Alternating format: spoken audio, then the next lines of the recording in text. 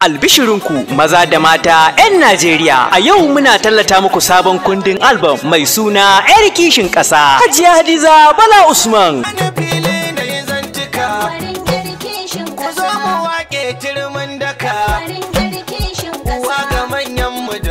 Fitattun mawaƙa suka baje basira kundi-kundi suka ɓata hankalin dare don ganin sun kawo muku da daɗar waƙa ta 'Yar Kishin Ƙasa, audio da bidiyo.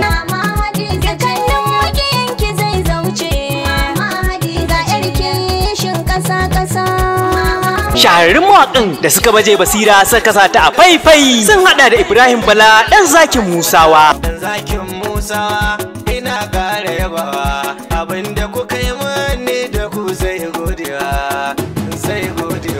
Umar M. Lawal wato Zamanga. Watan gida na ji sun nake baiti ba gaba da gaba ba.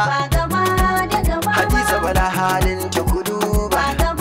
Bata bar wani mu yayo kuka ba. Bata kyala masu cutar musu zo ba.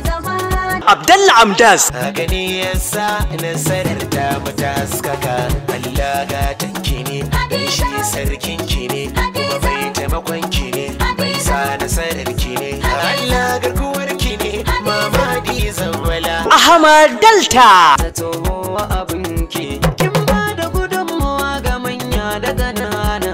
Gajiyayyu da garin su ga takin nuna, har in yi jira abinci kaya da na auna. Faisal ɗan amarya. Babbar maliya ba gara da zago ba, ƙauye su mai kwalliya ba su kai ki ado ba, da ke muke tutiya ba mutum mutumi ba. Dan ganin sun kawo muku bidiyo album na 'Yar Kishin Ƙasa, Hajiya Hadiza Bala Usman da kuma Sagir Abdullahi. Hadiza kin zamo sha tambaya, shagwagwar maya, ku zo mu je mu gaida gwamna Nasiruwa, gwamnan Kaduna. Rector by Abdallah Amdas, producer by ɗan Zakin Musawa. Ku nemi naku a kasuwa, ku sha kallo. Cikin waƙar mama dole in gaida jigajigai.